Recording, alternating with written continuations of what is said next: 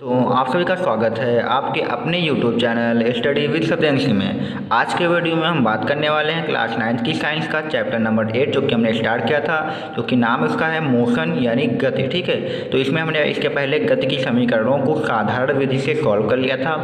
आज के वीडियो में हम गति की समीकरणों को, जो कि 3 समीकरण होती हैं, फिर को हमने बताया भी था, तो उन्हीं को हम ग्राफी विधि के द्वारा क्या करेंगे, इनको सॉल्व करेंगे। ठीक है, तो ग्राफी विधि से गति की समीकरणों को हम यहाँ पर सॉल्व करने वाले हैं। ठीक है, तो सबसे पहले हम क्या करेंगे, गति की प्रथम समीकरण को यहाँ पे सॉल्व करेंगे ग्राफी विधि से, फिर उसके बाद सेकंड वाली को और फिर थर्ड वाली को। ठीक है, तो आइए सबसे पहले इसको सॉल्व करने के लिए एक ग्राफ हम बना देते हैं, जिसकी सहायता से हम इनको सॉल्व करने वाले हैं। तो आइए यहाँ पे हमने देखो, यहाँ पे देख लीजिए, फिगर में आप लोग देख सकते हैं, यहाँ पे हमने फिगर में एक्स अक्ष पर क्या ले रखा है, हमने यहाँ पे ये एक्स अक्ष पर ले रखा है, समय ले रखा है, और वाई अक्ष पर हमने यहाँ पर वेग ले रखा है। ठीक है, आप लोग देख सकते हैं कि हमने एक्स अक्ष पर यहाँ पर क्या ले रखा है, समय, और वाई अक्ष पर वेग ले रखा है। अब मान लेते हैं कि हम प्रारंभ में जब समय हमारा शून्य है, तब किसी वस्तु का जो वेग है वो u है। ठीक है, क्या है, u है, और मान लेते हैं जो वेग u है वो मान लेते हैं ये वस्तु कहाँ पर है, a पर है।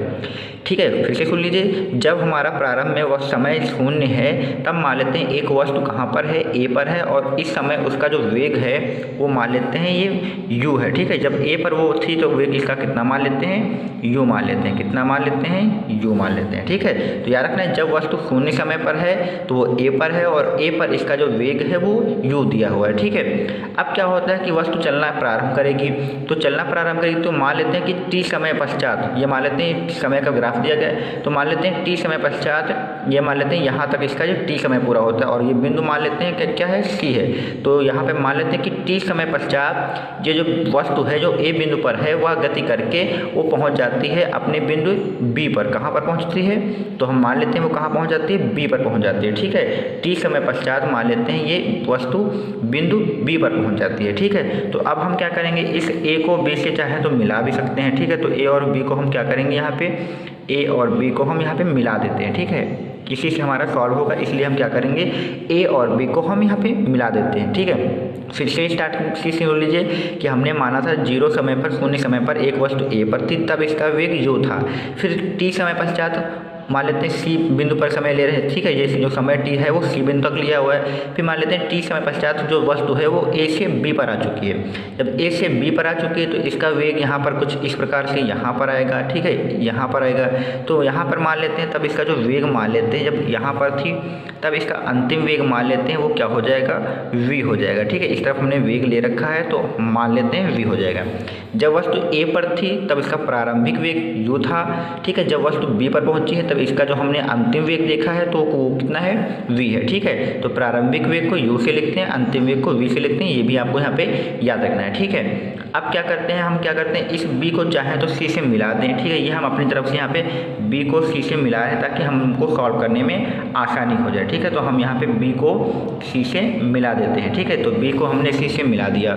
फिर यहाँ पे क्या करते हैं कि यहाँ से a से हमने क्या करते हैं, bc पर एक लंब खींच देते हैं। तो हम क्या करते हैं, bc पर एक हम लंब यहाँ पर खींच रहे हैं, जो कि क्या होगा, इसका नाम भी हम कुछ दे देंगे, नाम दे रहे हैं AD। ठीक है, हमने यहाँ पे एक लंब खींच दिया जिसका नाम क्या है, AD दे दिया। ठीक है, तो अब हमें गति का पहला समीकरण निकालना है। तो गति का पहला समीकरण निकालने के लिए हम आपको यहाँ पे बताते हैं। ठीक है, बारी बारी से सॉल्व करते हैं। यहाँ पे सोल्यूशन हम इस पर कर लेते हैं। ठीक है, तो गति का पहला समीकरण हम कैसे निकालते हैं, यहाँ पे देख लीजिए, गति का पहला समीकरण जो हमारा है वो v बराबर u प्लस at है। यहाँ पर हमारा v अंतिम वेग है, u प्रारंभिक वेग है, a हमारा त्वरण है और t हमारा समय है। ठीक है, तो हमने पिछली क्लास में आपको बताया था कि अगर आप किसी का त्वरण निकालना चाहते हैं तो उसकी ढाल निकाल लीजिए। ठीक है, हमने कहा था अगर किसी का त्वरण निकालना है, किसी ग्राफ का त्वरण निकालना है तो उसकी ढाल निकालिए। तो यहाँ पे देख सकते हैं जिसकी ढाल क्या होगी, AB होगी।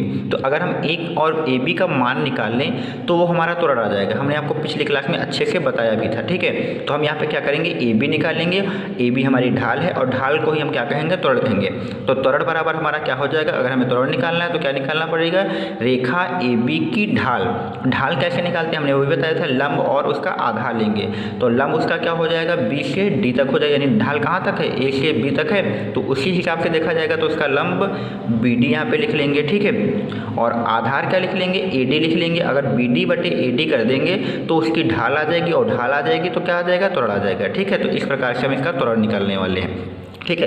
अब हमने यहाँ पे देखिए त्वरण को हमने क्या लिख दिया, ए लिख दिया है। अब बात आती है कि बी डी की वैल्यू क्या होगी, तो बी डी की वैल्यू क्या होगी इसको भी देख लेते हैं। अब सभी लोग देख सकते हैं कि हम यहाँ पे अगर देखें तुलना करें तो डी से लेकर सी तक जो होगा वही ए से लेकर ओ तक होगा। देख सकते हैं आप लोग ना, जो डी से लेकर सी तक होगा वही हमारा ए से लेकर ओ तक होगा, और जो बी से लेकर सी तक होगा वही हम यहाँ पे अगर हमारा बचा हुआ इस बिंदु को मान लें, यहाँ पे मान लेते हैं डी तक हम मान चुके हैं तो इसको मान लेते हैं ई मान लेते हैं। तो जो हमारा बी से लेकर सी तक होगा वही हमारा क्या होगा, ई से लेकर ओ तक होगा। ठीक है, तो बात वही रहेगी चाहे ई ओ कहो या चाहे बी सी कहो। ठीक है, तो देखते हैं इसको हम कैसे निकालते हैं यहाँ पे।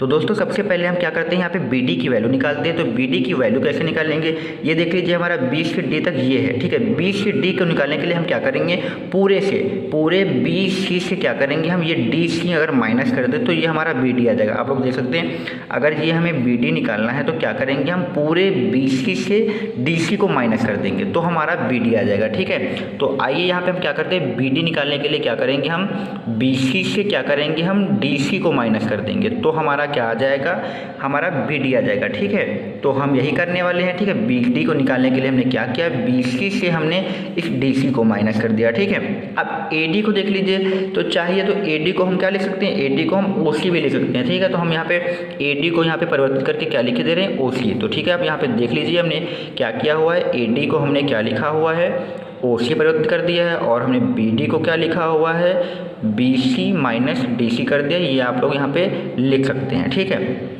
अब आती है इनकी वैल्यू क्या होगी, तो वैल्यू इनकी यहाँ पे देख लीजिए, यदि हम मान लेते हैं कि ये वैल्यू क्या होगी, बी सी। अब देखिए यहाँ पे बी से लेकर सी तक, तो बी से लेकर सी तक बराबर होगा ई से लेकर ओ तक, यही तो होगा ना, बी से लेकर सी तक बराबर होगा ई से लेकर ओ तक। तो ई से लेकर ओ तक जो हमारा वेग है वो क्या है, वी है। तो यानी हमारा जो बी सी की वैल्यू निकल के आएगी, यहाँ पे बी सी की वैल्यू हमारी जो आ जाएगी वो वी आ जाएगी। फिर यहाँ पे देखिए डी से लेकर सी तक हमारा होगा ए से लेकर ओ तक, तो जो डी से लेकर सी होगा वही हमारा ए से ओ होगा। तो यानी हमारा जो डी सी की वैल्यू निकल के आएगी वो निकल के आएगा हमारा यू निकल के आएगा। ठीक है, फिर देख लीजिए जो ए से लेकर डी तक होगा वही ओ से लेकर सी तक होगा। ओ से लेकर सी तक हमने आपको बताया था समय कितना होगा, टी होगा। तो यहाँ पर जो हमारी ओ सी की वैल्यू आ जाएगी वो हमारी कितनी आ जाएगी, टी आ जाएगी। अब इन्हीं सभी वैल्यू को क्या करते हैं हम यहाँ पे पुट करते हैं तो हमारा त्वरण आ जाएगा। तो आइए यहाँ पे हम इनको वैल्यू को यहाँ पे पुट करते हैं। तो यहाँ पर हम क्या करते हैं, बी सी की वैल्यू क्या रखते हैं, बी सी की वैल्यू हम यहाँ पे वी रखते हैं, और डी सी की वैल्यू यहाँ पे क्या रखते हैं, यू रखते हैं। ठीक है, बी सी की वैल्यू हमने वी रखा, डी सी की वैल्यू हमने यू रखा, और बटे में ओ सी की वैल्यू हमने क्या रखी, टी रखी। ठीक है, तो ये हो जाएगा हमारा। अब क्या करेंगे, ये टी जो हमारा अपॉन में इसको उधर भेजेंगे तो ए के साथ में मल्टीप्लाई में हो जाएगा, तो ए गुणे टी हो जाएगा और बराबर हमारा आ जाएगा वी माइनस यू। फिर यहाँ से हम वी बराबर निकालेंगे तो ये यू हमारा जो माइनस का है ये इस तरफ आ जाएगा, तो उधर बचेगा हमारा वी, तो इसको हम इधर ही लिख लेते हैं और यू उधर आ जाएगा, तो यू प्लस क्या हो जाएगा, ए टी हो जाएगा। ठीक है, तो यही हमारी गति की समीकरण पहली आ जाएगी जिससे हमने ग्राफीय विधि से सॉल्व किया है। ठीक है, पहले किया क्या था, हमने कहा था त्वरण वही होता है जो रेखा की ढलान होती, तो हमारे यहाँ पे जो ढलान थी वो ए बी थी। ढलान कैसे निकाली, हमने ए बी को निकालने के लिए बी डी का बटे किया ए डी से। फिर हमने बी डी को क्या लिखा था, बी डी को बी सी से डी सी घटा के हमने बी डी लिखा था। ठीक है, फिर हमने बी सी की वैल्यू यहाँ पे वी ली थी और डी सी की वैल्यू यहाँ पे यू लिया था, और ए डी की वैल्यू हमने ओ सी के बराबर यानी टी ली थी। इन सभी वैल्यू को पुट करके हमने गति की पहली समीकरण को यहाँ पे सॉल्व किया है। ठीक है, तो उम्मीद करता हूँ आप लोगों को ये समझ में भी अच्छे से आ गया होगा।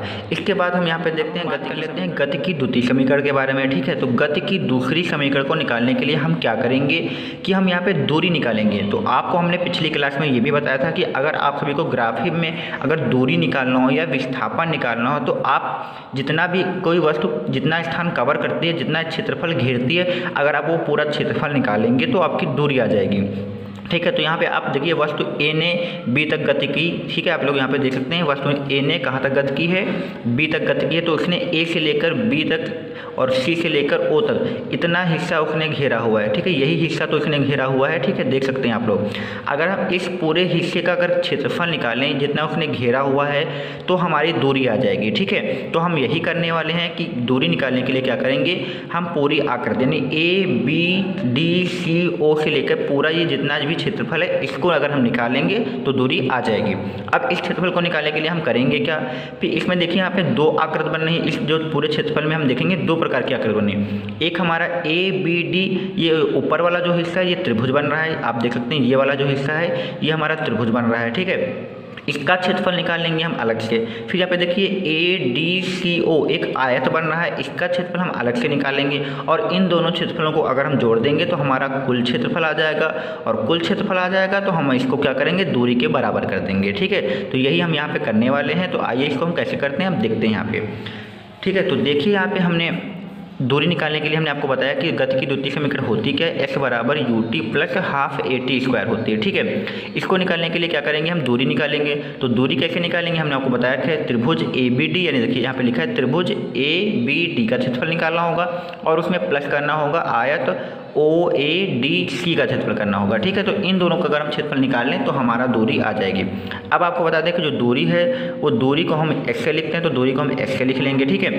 त्रिभुज का क्षेत्रफल निकालने का फॉर्मूला क्या होता है, 1/2 आधार गुणे ऊंचाई या लंब गुणे ऊंचाई भी कह सकते हैं, ठीक है। लंब गुणे आधार या आधार गुणे ऊंचाई, ठीक है। तो ये एक समकोण त्रिभुज है, आप देख सकते हैं यहाँ पे ये कोण जो है 90 अंश का है। तो इसका जो फॉर्मूला होगा त्रिभुज का क्षेत्रफल का निकालने का वो ये होगा 1/2 आधार, इसका आधार क्या होगा, आधार इसका हो जाएगा A से D तक हो जाएगा। तो इसका आधार हम यहाँ पे लिख लेंगे AD हो जाएगा, और उसका जो लंब हो जाएगा या ऊंचाई हो जाएगी, लंब इसका जो ऊंचाई हो जाएगी वो B से D तक हो जाएगी। तो यहाँ पे हम क्या लिख लेंगे, B से D लिख लेंगे, ठीक है। तो किसी समकोण त्रिभुज का अगर आपको क्षेत्रफल निकालना है तो लंब लिख लीजिए और आधार लिख लीजिए, या फिर इसे ऊंचाई कह लीजिए, आधार कह लीजिए, ठीक है। तो ये इसका क्षेत्रफल आ जाएगा।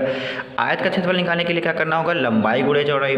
तो इसकी जो लंबाई हो जाएगी आप लोग मान लीजिए AO मान लीजिए, और चौड़ाई यहाँ पे जो हम चौड़ाई को मान लेते हैं AO मान लेते हैं, और लंबाई को क्या लिख लेते हैं OC। तो यहाँ पे जो क्षेत्रफल इसका आ जाएगा AO गुणे क्या आ जाएगा, OC आ जाएगी। ये इसकी चौड़ाई हो जाएगी और ये इसकी लंबाई हो जाएगी। चाहे आप तो AD भी लिख सकते हैं या DC भी लिख सकते हैं, उससे कोई फर्क नहीं पड़ेगा, दोनों की वैल्यू वही रहेगी। जो AO की वैल्यू होगी वही DC की होगी, जो OC की वैल्यू होगी वही AD की वैल्यू होगी। तो ठीक है, उससे कोई फर्क नहीं पड़ेगा, ठीक है। तो अब आप यहाँ पे हम एक वैल्यू पुट करते हैं। तो x बराबर हम लिखते हैं यहाँ पे 1/2 AD की वैल्यू। तो जो AD होगा वही क्या होगा, OC होगा। तो हमने अभी हमने अभी प्रथम समीकरण में बताया था कि AD की वैल्यू OC के बराबर होगी, और OC हमारा क्या है, समय है। तो जो हम यहाँ पे AD की वैल्यू जो रखेंगे वो T रखेंगे, ठीक है। और फिर हमने आपको BD की वैल्यू निकालना बताया था कि BD यहाँ पे देख लीजिए B से D, ये हमने क्या कहा था, BC से आप क्या करना है, हमको DC माइनस करना होगा। तो हम यहाँ पे BD को क्या करेंगे, BC से क्या करेंगे, DC माइनस करेंगे, जो कि हमने आपको प्रथम समीकरण में भी बताया था, ठीक है। तो आप लोग वहाँ से समझ भी सकते हैं। फिर AO की बात करें तो AO हमारा क्या हो जाएगा, U हो जाएगा, और OC क्या हो जाएगा, हमारा T हो जाएगा, ठीक है। तो ये आ जाएगा यहाँ से। तो इसके बाद देखिए 1/2 T लिख लेंगे। अब यहाँ पे देखिए BC, ठीक है। यहाँ पे देख लीजिए जो हमारा B है वो B से लेकर C कितना है, आप देख सकते हैं कि B से लेकर C जो हमारा होगा V होगा। अभी हमने पुट किया था इसके पहले भी। और फिर देख लीजिए BC के बाद हमारा DC, तो D से लेकर C वही होगा जो A से लेकर O होगा। तो A से लेकर O, D से लेकर C बराबर होंगे U हो जाएंगे। तो DC की वैल्यू यहाँ पे हम क्या रख देंगे, U रख देंगे, और ये माइनस कर देंगे, प्लस का UT लिख लेंगे, ठीक है। अब देखिए यहाँ पे x बराबर क्या आएगा, 1/2, ये हमारा D, और ये हमारा क्या लिखा हुआ है, V माइनस U। अब हम कहते हैं कि प्रथम समीकरण से आ जाए। अगर हम प्रथम समीकरण को देखें, अगर V बराबर U प्लस AT, ये हमारी गति की पहली समीकरण है, ठीक है। तो अब हम यहाँ करते हैं, इस U को अगर हम इधर ले आएँ तो ये हो जाएगा V माइनस U बराबर AT हो जाएगा, ठीक है। गति की समीकरण से हमने क्या किया, यहाँ से V माइनस U की वैल्यू निकाली। कहाँ से, गति की प्रथम समीकरण से V माइनस U की वैल्यू AT निकाली है। अब V माइनस U की वैल्यू जो AT है इसको हम यहाँ पर रख देंगे। तो ये V माइनस U की जगह पर हमने क्या रख दिया, AT रख दिया, और साथ में प्लस में कितना है, UT हो जाएगा, ठीक है। तो यहाँ पे देखिए x बराबर क्या हो जाएगा, 1/2, और ये T और T गुणा करके स्क्वायर हो जाएगा। तो ये हो जाएगा AT², और प्लस ये क्या हो जाएगा, UT हो जाएगा, ठीक है। तो UT को हम आगे लिख लेंगे और AT को हम क्या करेंगे, पीछे लिख लेंगे। तो इस प्रकार से हमारा UT plus half A T square, ये हमारी गति की दूसरी समीकरण आ जाएगी। ठीक है, तो ये गति की हमारी कौन सी होगी, दूसरी समीकरण। ठीक है, कैसे किया हमने कहा था कि दूरी निकालने के लिए क्या करना होगा, जितना भी किसी वस्तु ने अपना स्थान घेरा हो उसका क्षेत्रफल निकालिए। तो इसने ये वाला स्थान यहाँ तक घेरा था। अब इसका क्षेत्रफल निकालने के लिए हमने क्या किया, ए बी डी त्रिभुज का क्षेत्रफल निकाला और ए डी सी ओ आयत का क्षेत्रफल निकाला। इन दोनों क्षेत्रफलों को क्या कर दिया, जोड़ दिया। जोड़कर सभी की वैल्यू पुट कर दी तो हमारे ये द्वितीय समीकरण यहाँ पे आ गया। ठीक है, तो द्वितीय समीकरण हमारा पूरा हो चुका है। इसके बाद हम यहाँ पे डिस्कस करेंगे तृतीय समीकरण को हम कैसे निकालेंगे। गति की तृतीय समीकरण को भी डिस्कस कर लेते हैं। तो गति की तृतीय समीकरण को निकालने के लिए भी हम क्या करेंगे, दूरी निकालेंगे। और दूरी निकालने के लिए हमने आपको बताया था इस घिरी हुई आकृति का क्षेत्रफल निकालना होगा। जैसा कि हमने सेकंड टाइप से हमने आपको बताया था कि पहले त्रिभुज का क्षेत्रफल निकाला था और आयत का क्षेत्रफल निकाला था। इस बार क्या करेंगे, हम इस दूरी को निकालने के लिए इसका क्षेत्रफल इस प्रकार से ना निकालकर इसको पूरे एक ही बार में, यानी पूरे एक ही बार में इस आकृति का क्षेत्रफल निकालेंगे। अब आपको बता दें ये जो ए बी सी ओ जो आकृति है इसे हम लोग समलंब चतुर्भुज कहते हैं। ठीक है, ये समलंब चतुर्भुज प्रकार की आकृति है जिसका क्षेत्रफल निकालने के लिए जो फार्मूला होता है वो होता है 1/2 समांतर भुजाओं का योग गुणे लंबवत दूरी। ठीक है, ये समलंब चतुर्भुज के क्षेत्रफल निकालने का फार्मूला होता है। ठीक है, आप लोग देख सकते हैं, आप लोगों के समझने के लिए हमने यहाँ पे एक छोटा सा ए बी सी डी एक समलंब चतुर्भुज बना रखा है। इसका क्षेत्रफल कैसे निकालते हैं यहाँ पे हमने फार्मूला भी लिख रखा है। आप लोग देखिए, जिसकी दो भुजाएं समांतर होती हैं वह समलंब चतुर्भुज होता है। ठीक है, तो इसका फॉर्मूला ये आप लोग देख सकते हैं। इसका क्षेत्रफल निकालने का क्या होता है, 1/2 समांतर भुजाओं का योग गुणे लंबवत दूरी। तो समांतर भुजाएं कौन कौन सी यहाँ पे देखिए, ए बी समांतर और कौन सी यहाँ पे सी डी। यहाँ पे देखिए हमने ए बी और सी डी का क्या किया हुआ है, योग किया हुआ है, तो यहाँ पे योग हो जाएगा। और लंबवत दूरी यानी समांतर भुजाओं के बीच की लंबवत दूरी, तो ये ए बी समांतर भुजा है और ये डी सी समांतर भुजा है, इनके बीच की लंबवत दूरी जो होगी वो ए ई होगी। ठीक है, तो यहाँ पे ए लिख दें। तो इस आकृति के लिए जो हमारा क्षेत्रफल का फॉर्मूला होगा ये होगा, परंतु हमें इस आकृति के हिसाब से निकालना है। तो यहाँ पे देखिए ये ओ ए हमारी समांतर होगी और यहाँ पे बी सी हमारी समांतर होगी। तो जो हमारी समांतर भुजाएं होंगी वो कौन कौन सी होंगी, ओ ए होगी और कौन सी होगी, बी सी होगी। ठीक है, ये हमारा जो चतुर्भुज दिख रहा है वो थोड़ा सा हमारा लेटा हुआ दिख रहा है, लेकिन आप लोग समझ जाइए ओ ए और बी सी हमारी समांतर भुजाएं, क्योंकि ये वाली और ये वाली तो समांतर भुजाएं होंगी नहीं। तो ओ ए और बी सी हमारी समांतर भुजाएं हैं, तो हम यहाँ पर लिखेंगे। तो जो हमारी समांतर भुजाएं हैं वो हमारी कौन सी हैं, ओ ए है और कौन सी है, बी सी है। इनका हमने क्या कर दिया, योग कर दिया। गुणे लंबवत दूरी, अब ये हमारी बी सी समांतर भुजा हो गई, ये हमारी ओ ए समांतर भुजा हो गई। इनके बीच की जो लंबवत दूरी है वो ए डी है। क्या है, आप लोग देख सकते हैं हमारी जो लंबवत भुजा है वो क्या हो जाएगी, ए डी। यहाँ पे जो लंबवत दूरी हमने लिखा वो ए डी लिख दिया। ठीक है, अब हमारा क्षेत्रफल आसानी से यहाँ पर आ जाएगा। इस प्रकार से क्षेत्रफल निकालेंगे तो हमारी गति की तृतीय समीकरण आ जाएगी। ठीक है, तो यहाँ पे देखिए 1/2 हम लिख लेते हैं पहले। फिर देखिए ओ ए की वैल्यू, ओ से लेकर ए तक की वैल्यू क्या है, यू है, तो इसको हम यू लिख देंगे। फिर देखिए यहाँ पे बी से लेकर, यहाँ पे आप देख सकते हैं बी से लेकर,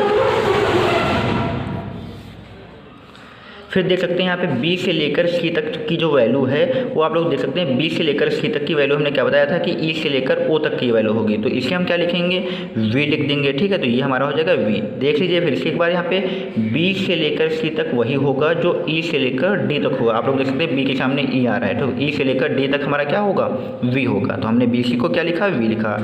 और ए डी क्या होगा, हमने कहा था ए डी वही होगा जो हमारा ओ सी होगा, तो ओ सी हमारा समय है, तो हम ए डी को यहाँ पे टी लिख दे रहे हैं। ठीक है, तो ये हमारा टी हो जाएगा।